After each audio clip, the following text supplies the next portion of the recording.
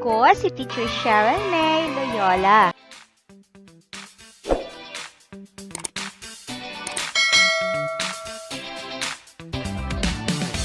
Sa panahon na to karon, kinahanglan kita na mag-amping ug ilikay ang kaugalingon sa nikuyanap na virus. Aron malikay kita sa sakit, temporaryo sa kita magtuon sa balay, pinaagi aning video. Ug ang inyong mga ginikanan usa ang magtudlo ninyo. Andam na ba ka? Very good.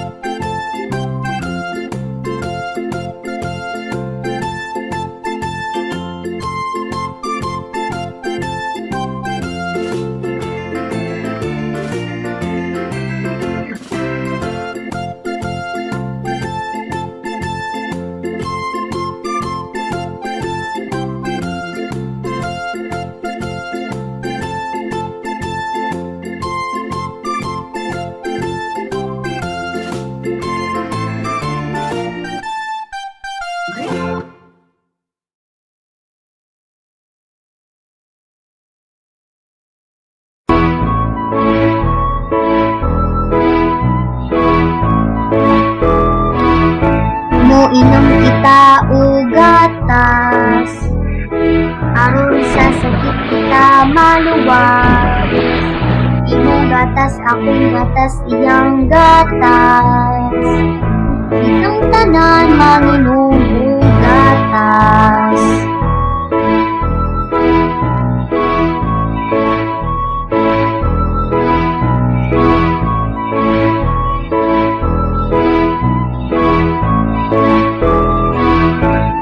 Para maligon ang bukog mo, inom og gatas. Aron mahisog, mahangis mong inom og gatas. Aron ka mo taas mo, inom og gatas.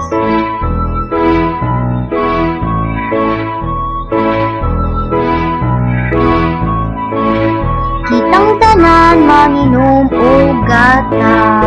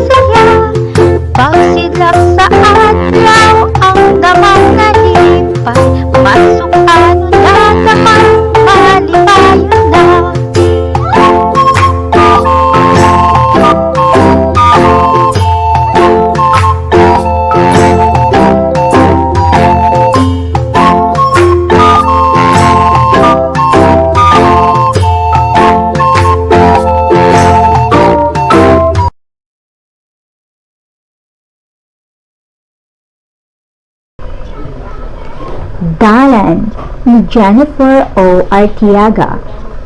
Si Dandan nagpuyo sa daplin sa dalan nga gikahadlukan. Usa ka adlaw adunay miduaw kang Dandan. Siya si Dina, ang iyang amiga. Nakuratan si Dina pag-abli ni Dandan. Si Dandan di ay ang tawo nga gikahadlukan sa maong dalan. Nagkalkag ang iyang buhok, tag-as ug kuko ug baho kaayo. Gitambagan siya ni Dina nga kinahanglan mag-atiman sa kaugalingon. Sukad ni adto giatiman na ni Dandan ang iyang kaugalingon. Unsa ang uluhan sa istorya? Kinsa ang gihisgutan sa istorya? Ngano gikahadlukan ang maong dalan? Kinsa ang amiga ni Dandan? Ikaw, aduna ba'y amiga sa makabuotan kay Dina? Masaha ang mga pulong.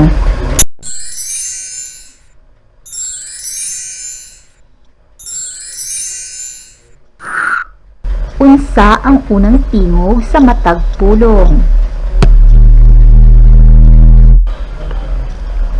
Karon atong tun-an ang letrang D o ang tingog nga da. Kini nga hulagway kay nagsugod sa tingog nga da. Ug mao ni ang iyang letra, ang letrang D. Kini ang dako nga letrang D. Mausab kini ang gamay nga letrang D. O kini nga hulagway kay dalan. Unsaon pagsulat sa dako o gamay nga letrang D? Sugdan nato sa dako nga letra. Magdibuho og linya paubos. Dayon kurba nga linya.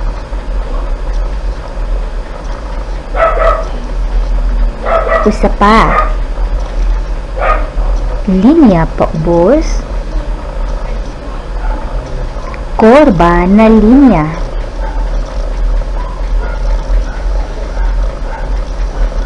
Usa pa. Linya paubos. Kurba na linya.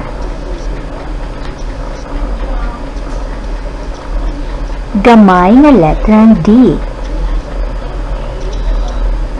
Linya paubos. Ug sa tunga magsugod og dibuho og kurba. Usa pa. Linya paubos. Sa tunga magdibuho og kurba. Usa pa. Linya paubos. Sa tunga idibuho ang kurba.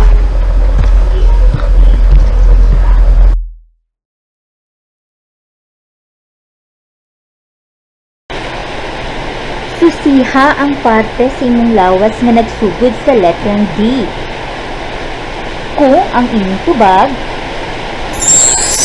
dalunggan, sakto kini. Ang dalunggan nagsugod sa letrang D. Ang ngalan ni ini.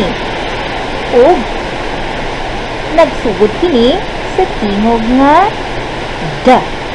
Maulito ko na to. Dalunggan. Pila gani ang dalunggan nato? Sakto, aduna kitay paris na mga dalunggan. Pag paris, pila ka buok? Sakto, duha. Kung ang inyong tubag dila, sakto. Ang dila nagsugod sa letrang D. Ang ngalan ni ini. Ug ang tingog ni ini nagsugod sa da.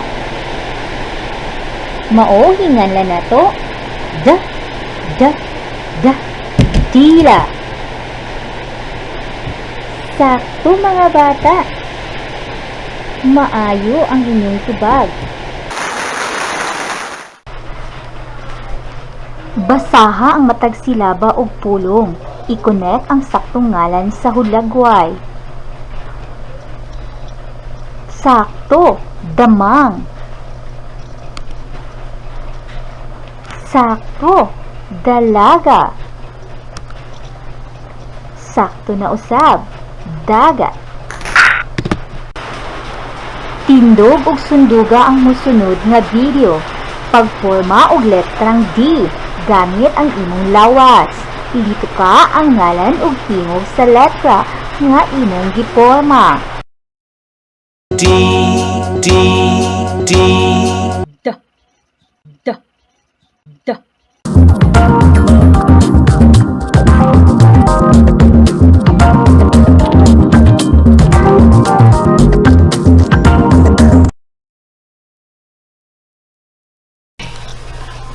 Group A. Abrihi ang inyong self-learning module sa MTB Module 3 ug ukaba sa page 6. Mao kini ang direksyon. Subaya ang putol-putol nga linya aron masulat ang letrang D. Mao ni ang inyong makita dito sa inyong module. Group B. Ukaba ang inyong self-learning module sa MTB Module 3 ug ukaba didto sa page 8. Mauni ang direksyon. Magporma og mga pulong gamit ang mga silaba. Dayon basaha kini. Kini mao inyong makita didto sa inyong module. Adunay mga numero 1 hangtod 5. Diha sa badlis isulat ang inyong nabuhat nga pulong.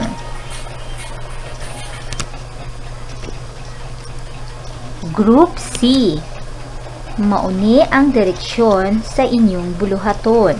Magsulat og mga ngalan nga nagsugod sa tingog sa letrang D. Sama sa damang.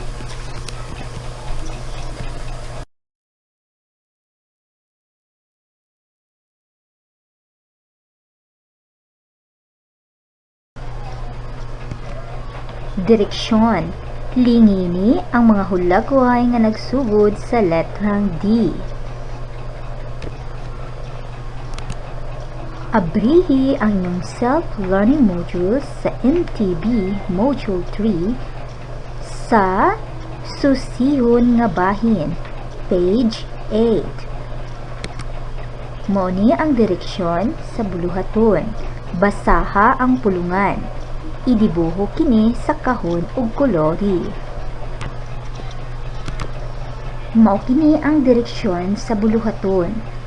Hanaya og sakto ang mga pulong aron makabuhat ka og saktong hugpulong.